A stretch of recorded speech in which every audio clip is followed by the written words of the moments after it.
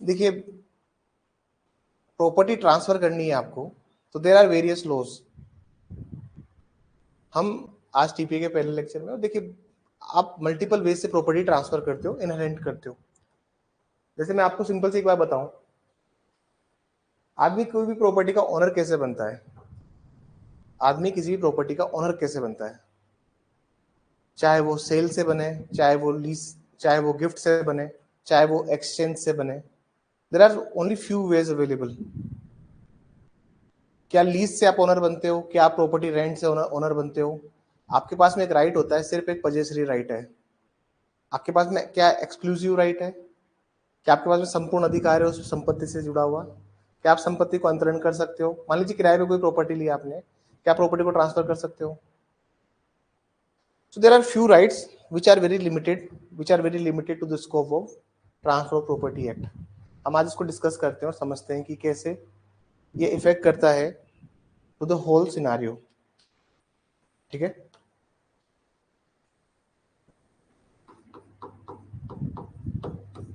इसकी लैंग्वेज बहुत टफ है इस एक्ट की। ये जो एक्ट है, ये इसकी लैंग्वेज टफ क्यों है? क्योंकि पहली बात तो ये जो टीपीए है सर, ये टीपीए 1882 का है। मैं एक्ट में 2-3 दिन बाद एंटर करूंगा, मतलब आज एंटर नहीं करूंगा एक्ट के अंदर, मैं सिर्फ आज समझाऊंगा। और थोड़ा सा ओरिएंटेशन भी, जो बच्चे नए हैं उनके लिए एक ओरिएंटेशन भी मैं देना चाहता हूँ। देखिए, आप अगर इस संस्था से जुड़ रहे हैं तो हमारा जो कोर्स है वो 15-16 महीने लेता है। 15-16 महीने का मतलब ये होता है कि हो सकता है कि बाकी संस्थान होगी जयपुर में जो आपको 10 से 12 महीने में पूरा कोर्स खत्म करवा देंगे, लेकिन मेरा टारगेट हमेशा ये है कि अगर कोई बच्चा एक बार मेरे पास पढ़ने के लिए आया है तो मैं उसको कंप्लीटली पढ़ाऊं। 15-16 महीने क्यों लगते हैं हमें? क्योंकि क्लासेस की लेंथ और ड्यूरेशन लंबी है। जैसे सीपीसी कल ही खत्म हुआ है और सीपीसी में वी टुक 110 लेक्चर्स। बीएसए कल ही खत्म हुआ है, वी टुक 82 लेक्चर्स। कॉन्स्टिट्यूशन में वी टुक 50 लेक्चर्स। तो हमने हमेशा क्लासेस की लेंथ और ड्यूरेशन को बढ़ाया है। क्यों बढ़ाया है? उसका पीछे एक सिंपल सा रीजन ये है, क्योंकि आरजेएस में अब जिस तरह के सवाल आ रहे हैं तो आपको एक डिटेल में पढ़ना पड़ेगा। अगर आप उस डिटेल में नहीं जा रहे हैं, अगर आप उस लॉन्गिट्यूड में नहीं जा रहे हैं, सिलेक्शन नहीं होगा।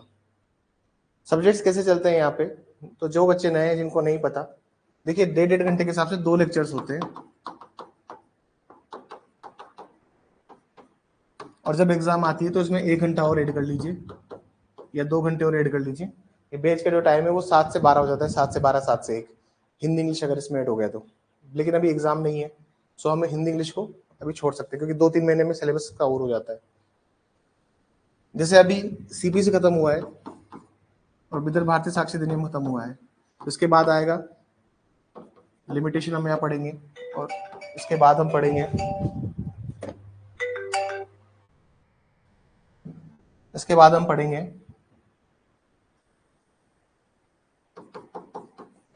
टीपीए खत्म होगा, इसके बाद पढ़ेंगे हम सारे, यहाँ पढ़ेंगे हम स्पेशल कॉन्ट्रैक्ट,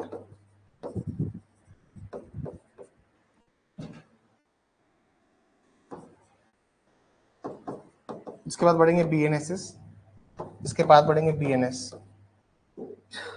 उसके बाद कुछ माइनर्स आएंगे, then we would read constitution और so and so forth. Subject घूमते हैं मतलब सारे रोटेशन में। तो जो बीए से भी आपका छूटा है तो बीए से आपका लास्ट सब्जेक्ट होगा।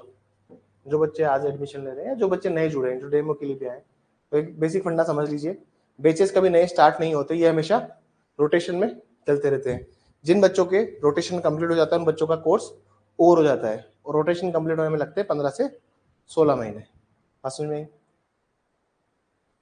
सब्जेक्ट रोटेशन में ही चलते रहते हैं। ये जो बैच है, ये जो बैच लास्ट टाइम ये जो मॉर्निंग स्टार्ट हुआ था, ये हुआ था स्टार्ट 1 जुलाई को स्टार्ट हुआ था। कब स्टार्ट हुआ था? क्योंकि सब्जेक्ट कोई अब कोई बीच में एडमिशन नहीं लेता। क्लास के बाद फोन करता हूँ। तो ये बैच कब स्टार्ट हुआ था? 1 जुलाई को। तो 1 जुलाई से अब खत्म हो रहा है 18 फरवरी को। बीच में टाइम लग गया क्योंकि हमने एक बार कोचिंग को शिफ्ट किया from Dainik Bhaskar to here. बात समझ में? So let's start with the TPA. और टीपीए क्या सब्जेक्ट होता है सर? तो थोड़ा सा समझिए, बेसिक फंडामेंटल्स के थोड़े से समझते हुए चलते हैं कि क्या फंडामेंटली सब्जेक्ट है ये टीपीए। और किस बारे में और किस रिगार्डिंग ये बात करता है। आज बाकी लोग कहाँ गए? हेमांग, एकता, कविता, मधुल, शुभम, देयर आर 8 6 7 स्टूडेंट्स, क्यों नहीं आए वो? जबकि आज तो नया सब्जेक्ट स्टार्ट होने वाला था। कोई बात नहीं। So we have the online facility also. ऐसा है कि क्लासेस जैसे आपने ज्वाइन किया है टीपीए से, 15 महीने तक जब तक आपका सेल कोर्स है ये टीपीए का एक्सेस आपके पास रहेगा। ऐसा नहीं है कि ये कि अगर मैं कोई वीडियो के लेक्चर रिकॉर्डेड दे रहा हूँ आपको तो सिर्फ लिमिटेड पीरियड ऑफ टाइम के लिए है। मतलब आप इस 15 महीने के सेल कोर्स के टाइम पे कभी भी अपने पुराने लेक्चर्स को जाके देख सकते हो।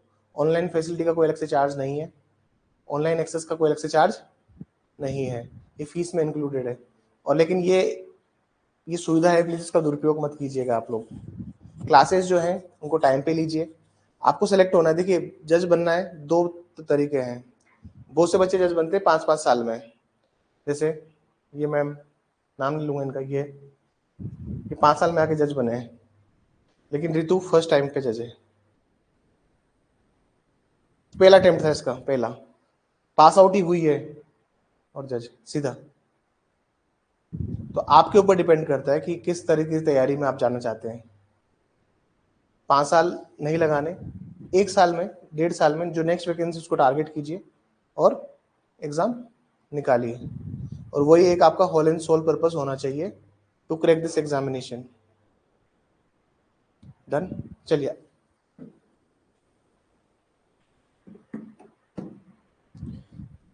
देखिए टीपीए ना एक किसका पार्ट है? लैंड लॉ का। देखो जितनी भी भूमि से रिलेटेड विधि होती ना, अरे क्लास के बाद फोन करता हूँ। क्या हो गया घर वालों को, बार बार फोन पे फोन टिकाए जा रहे हैं। देखो TPA is the part of land law. आज बहुत बेसिक से हम लोग इस एक्ट को समझेंगे। जब भी कोई नया एक्ट स्टार्ट होगा तो हम सबसे पहले उसको समझते हैं पर्पस, कि क्या पर्पस है। आप लॉ पढ़ना चाहते हो, लॉ पढ़िए, लेकिन लॉ पढ़ने के पहले आप उस चीज को पढ़िए कि लॉ आया क्यों, एग्जिस्टेंस में क्यों क्यों लेके आया गया इसे, क्या जरूरत पड़ गई कि टीपीए को लेके आना पड़ा, ट्रांसफर ऑफ प्रॉपर्टी एक्ट को लेके आना पड़ा। हमें सबसे पहले उसका पर्पस समझना पड़ेगा। We have to understand the whole and soul purpose of this act. जैसे टीपीए जो पार्ट है, ये पार्ट किसका है? लैंड लॉस का पार्ट है। अब लैंड लॉस को जब आप समझोगे तो 4 तरह के लैंड लॉस है भारत में।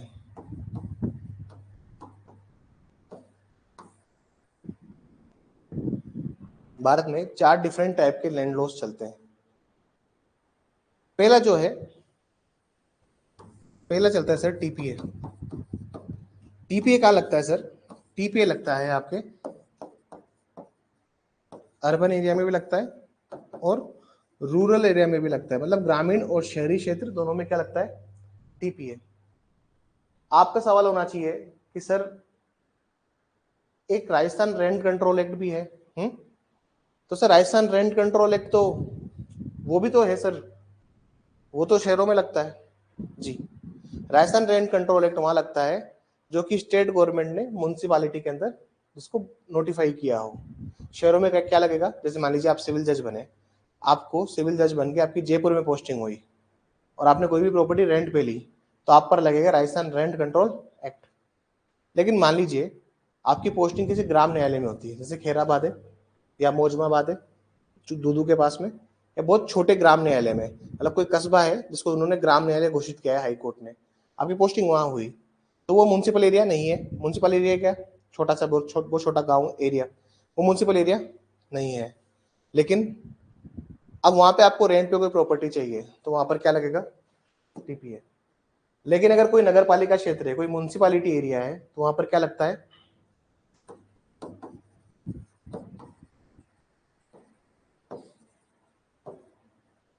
ठीक है, किराया नियंत्रक विधियां। कौन सी विधि लगती है? किराया नियंत्रक विधियां। वो कहाँ लगती है सर? वो रेंट कंट्रोल लॉज हमेशा लगते हैं अर्बन एरिया में, मतलब गांव के एरिया में कभी भी, गांव के एरिया में कभी भी क्या नहीं लगेंगे? गांव के एरिया में कभी भी रेंट कंट्रोल नहीं लगता। गांव के एरिया में किससे डील होगे आप, या तो कॉन्ट्रैक्ट से गवर्न होगे या फिर टीपीए से गवर्न होगे।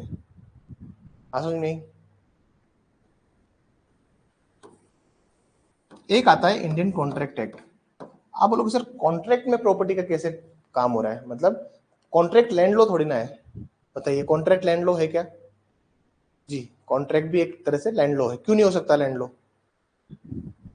समझिए, मेरे को कोई प्रॉपर्टी लेनी है 1 साल की ये या 2 साल के लिए रेंट पे, क्या लेनी है, किराए पे 1-2 साल के लिए जमीन चाहिए, तो मैं जाऊंगा लीज के लिए। किस पे जाऊंगा? पट्टे के लिए। किसके लिए जाऊंगा मैं उसको जाऊंगा पट्टा कराने। लेकिन जब हम बात करते हैं रेंट कंट्रोल की, जब हम बात करते हैं रेंट एग्रीमेंट की, तो जब भी किराए के लिए कोई करार करते हैं तो कितने महीने का होता है? 11 महीने का होता है। 11 महीने का क्यों रखा गया उसको? क्योंकि हम उसको लीज में नहीं लेके जाना चाहते। क्योंकि अगर आप लीज में जाओगे तो उस पर लीज की ड्यूटी लगती है, उसको रजिस्टर्ड करवाना पड़ेगा। बात समझ में आई? रजिस्टर्ड कहाँ करवाना पड़ेगा? उसको रजिस्ट्रार से रजिस्टर्ड करवाना पड़ेगा। जैसे मान लीजिए कोचिंग के प्रीमाइसिस है, मैंने कोचिंग के प्रीमाइसिस को रेंट पे लिया है, न कि लीज पे। अगर मैं इसको लीज पे लेने जाऊंगा तो मुझे लीज की ड्यूटी पे करनी पड़ेगी। लीज क्या होता है सर? जैसे पट्टा है आपका। अब लीज क्या होती है इसको समझिए पहले एक बार। हम टीपीए में सब सारे कंसेप्ट को समझने वाले हैं। लीज क्या होती है? जैसे सरकार हमें कोई भी जब भी कोई पट्टा देती है, जैसे जेडी ने पट्टा दिया आपको, या फिर आपके गांव में जो म्युनिसिपल कॉर्पोरेशन है या पंचायत में आपको जो पट्टा मिलता है जमीन के ऊपर, वो 99 साल के लिए मिलता है। कितने साल के लिए मिलता है? 99 ईयर की लीज है, जिस पर आपको क्या मिली है? वो प्रॉपर्टी मिली है या फिर वो लैंड मिला है, portion of land, particular portion of land आपको 99 ईयर की लीज पे मिली है। बात समझ में आई? तो 99 ईयर की लीज पे आप ले रहे हो तो आप उसकी रजिस्ट्री ड्यूटी पे करते हो ना? नहीं करते? बताओ। रजिस्ट्री की जो उसकी ड्यूटी लगती है लीज पे लेने की, या जेडीए को या फिर कोई भी म्युनिसिपल कॉर्पोरेशन को आप पे करते हो। तो लीज में क्या होता है, उसको रजिस्टर्ड भी करवाना पड़ेगा, प्लस उसकी जो स्टाम्प ड्यूटी है वो भी आपको पे करनी होगी। लेकिन अगर मुझे सिर्फ और सिर्फ प्रॉपर्टी रेंट पे चाहिए तो मैं कहां जाऊंगा? कॉन्ट्रैक्ट में। कहां जाऊंगा मैं? और कॉन्ट्रैक्ट में जाके मैं 1 साल का नहीं लूंगा, मैं कितने महीने का लूंगा? 11 महीने। कितने साल के लिए प्रॉपर्टी लूंगा? 11 महीने के लिए प्रॉपर्टी लूंगा। तो कॉन्ट्रैक्ट के थ्रू भी आप प्रॉपर्टी अक्वायर करते हो ना? कॉन्ट्रैक्ट के through property acquire. Rent agreement क्या है? कॉन्ट्रैक्ट ही है। आपने कॉन्ट्रैक्ट के थ्रू भी प्रॉपर्टी को अक्वायर किया है। बात समझ में आई? बेसिक बेसिक कंसेप्ट समझिए। तो लैंड लॉज जो होते हैं वो डिफरेंट टाइप के होते हैं। एक होता है टीपीए। टीपीए वहीं लगता है जहां पर प्रॉपर्टी आपको 1 साल से ऊपर लेनी है। जैसे टीपीए में और भी प्रोविजंस होते हैं, सेल, विक्रय, बहुत सारे टॉपिक्स है टीपीए के। हम सबको डिटेल में समझेंगे। पहले हम समझते हैं लैंड लॉस कौन कौन से होते हैं। एक होते हैं सर, एक होते हैं रेवेन्यू लॉस। कौन से?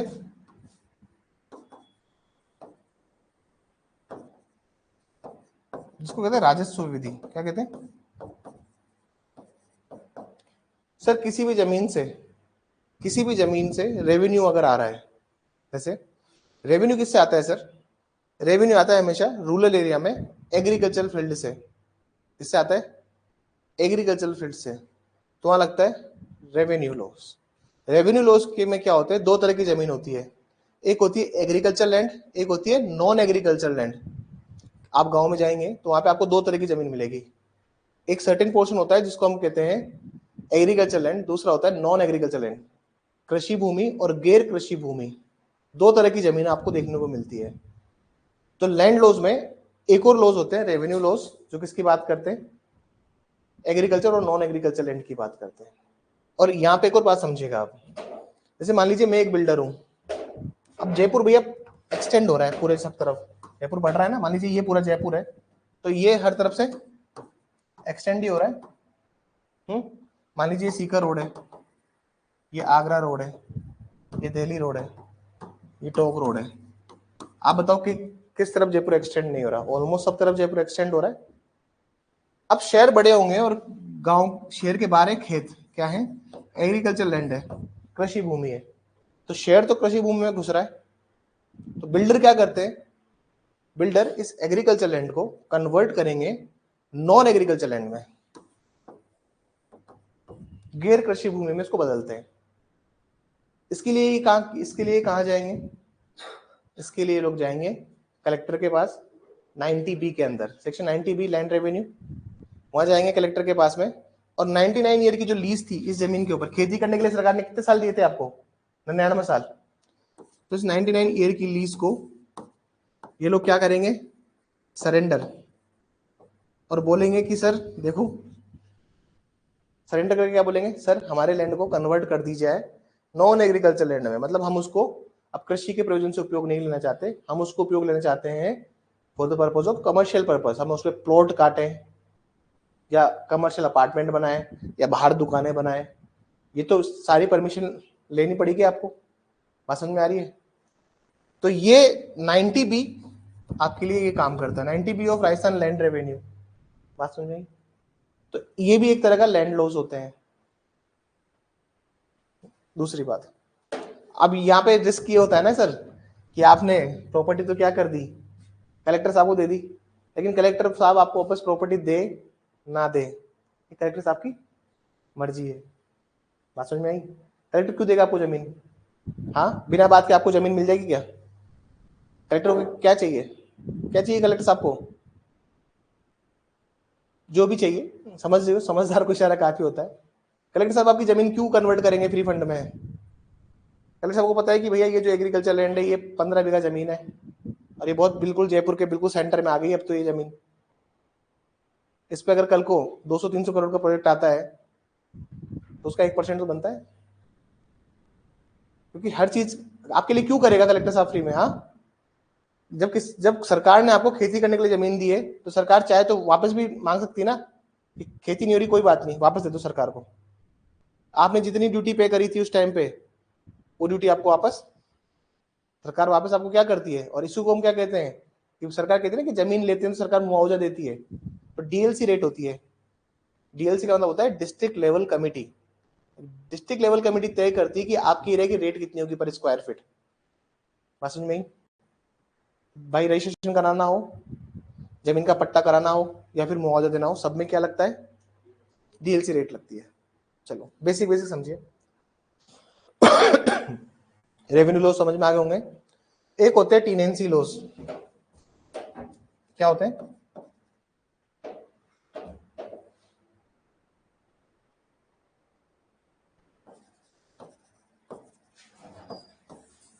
एक होता है टीनेंसी लॉस। टाइम पे आया करो, क्या है ये, अलाउ नहीं करूंगा 7:30 के बाद। एक होते हैं टीनेंसी लॉस। टीनेंसी लॉस होते हैं काश्तकारी अधिनियम। काश्तकारी अधिनियम होता है। अब टीनेंसी में क्या होता है सर, दो तरह के लैंड। अरे जब भारत आजाद हुआ तो सबके सब कौन थे जमींदार, सब कौन थे? दो तरह की जब जमीन होती है, बहुत हमारे काम का नहीं है, पहले आरजे 17 के पहले सब आया करता था, टीनेंसी भी आता था, रेवेन्यू भी आता था। दो तरह की जमीन होती है सर, खुद काश्त और गैर खुद काश्त। खुद काश्त मतलब होते हैं जो खुद खेती करते हैं, और गैर गैर खुद काश्त होते हैं जो किसी और की जमीन पर खेती करते हैं। तो जब देश आजाद हुआ तो ये फैसला किया कि जो जिस जमीन पर खेती कर रहा है वो उसी जमीन का क्या बन जाएगा, मालिक। ये फैसला हुआ, टीनेंसी से डील करते हैं। तो लैंड लॉस क्या होते हैं सर, ये भी होते हैं, मतलब आप अपने एग्रीकल्चर लैंड को किराए पे देते हो, टीनेंसी लगता है। खातेदार, गैर खातेदार, खुद कास्ट, गैर खुद कास्ट, ये सब होते हैं।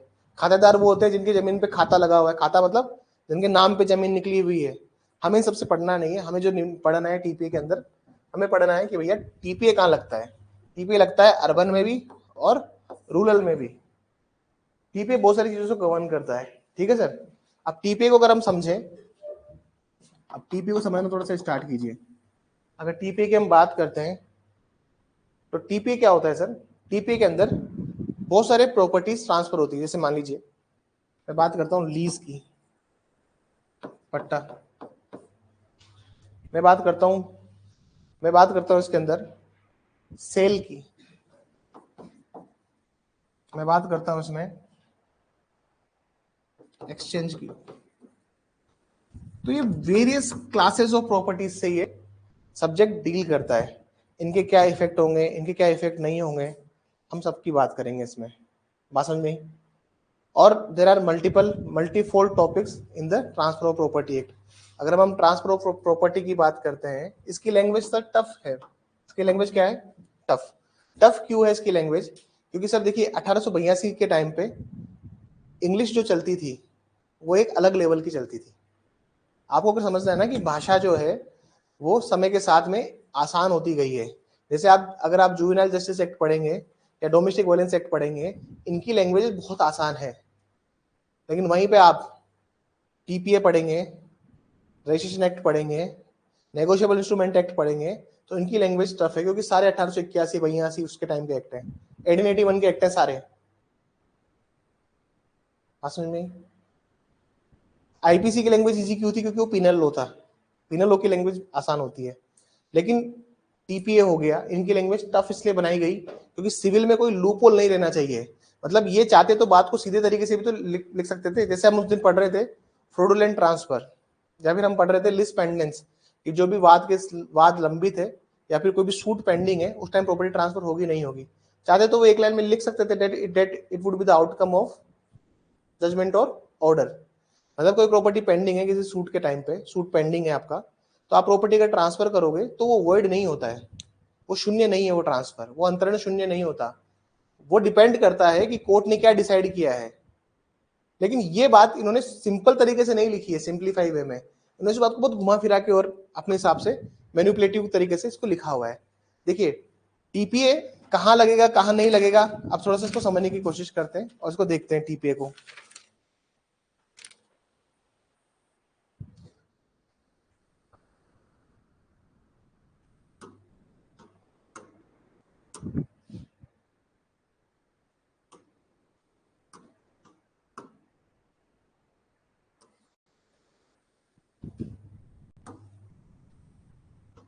एग्जाम्स के फॉर्म निकले हुए हैं, तुम लोग भरे हो नहीं भर रहे हो फॉर्म? प्लीज फॉर्म भरना। जो लोग पास आउट हो गए हैं प्लीज नौकरी प्राप्त करनी है। ये मत सोचो कि जज बनना है। जज तो जज अब देखो, जज की वैकेंसी आती है 1.5-2 साल में एक बार। क्या 1.5-2 साल आप अपना स्ट्रगल करते रहेंगे? बात ये है ना, जज की वैकेंसी कब आएगी? 1.5 साल बाद, 1 साल बाद। It's a very long time period. जब तक आपको क्या करना पड़ेगा, जो भी नौकरी निकलती है उसका प्लीज फॉर्म भरिए। जैसे कोल इंडिया निकला हुआ है, उसका फॉर्म भर दिए, तैयारी स्टार्ट कीजिए। फिर फॉर्म भरने से काम नहीं चलेगा, फिर तैयारी करनी है। देखिए आप टीपीए को अगर देखोगे तो टीपीए पे बहुत सारे तरीके से प्रॉपर्टी ट्रांसफर हो रखी है। इसका पार्ट भी जो है ये रूल्स बताता है बहुत सारे। आप देखिए टीपीए सेल भी इसके अंदर आता है, विक्रय सेल भी इसके अंदर आता है। आप देखो इसके अंदर मॉर्टगेज भी आएगा, बंधक भी आएगा।